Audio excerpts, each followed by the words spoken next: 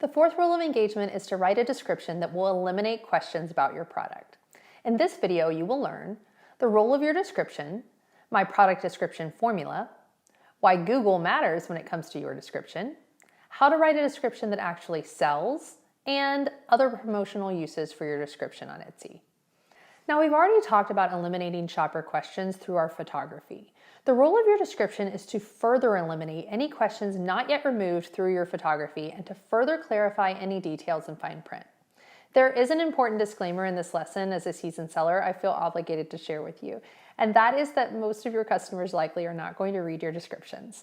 Etsy doesn't make your description very easy to find, especially on mobile. It usually has to be clicked to even be opened, and most shoppers shop by photograph only. This is why I suggest infographics and any truly critical information about your item make its way to a photographic spot for the least amount of issues. That said, the customers that do make it to your description are normally very interested in buying from you if they've bothered to read it. So it's not to be ignored. It just primarily should be redundant for what you've already shown in your listing photos and any fine print items. Your description ensures that every detail a shopper may need to know about your item is available to them if they choose to read it. Walls of text tend to scare customers, so you want to break up your description into an easy-to-read format. My description formula can be found in your pre-launch workbook. I like to start with a short, descriptive, keyword-rich sentence or two that describes my product and why my customer will love it. I include keywords in the first couple of sentences not for Etsy search, but rather for Google search. Your Etsy listings are on the internet, which means they can be found through Google search, and Google reads your description when it ranks your listing in its own search algorithm. Etsy's told us specifically that your description does not factor into their search algorithm, but it does for Google.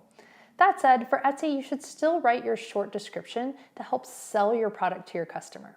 Keep descriptions short and sweet and to the point, but with professional language that helps you to paint the picture of why your customer will simply love your product. Next, I like to add some bulleted highlights about the product.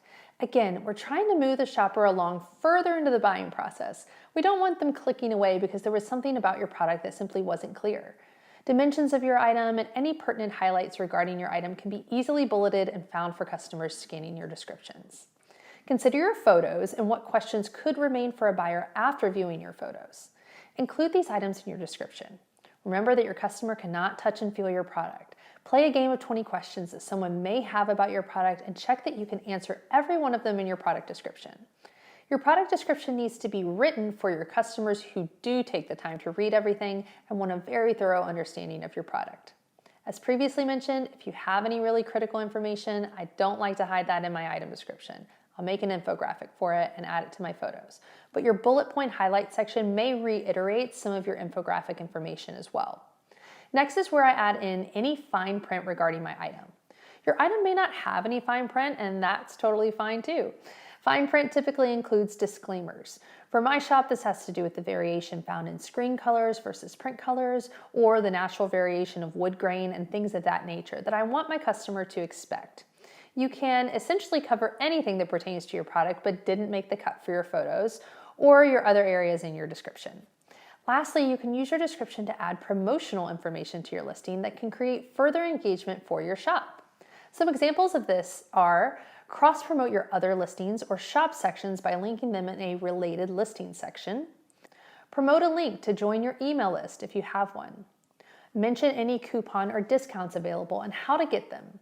Also note that if you are short on product photos and have spots to fill, this promotional information can make for a great infographic to insert into your listing photos. Make sure you work through your descriptions to eliminate questions worksheet for every listing that you launch. Descriptions are not your most important element relating to engagement, but they are a factor and should not be overlooked. Between your photos and your description, a potential buyer should have no questions left regarding your item.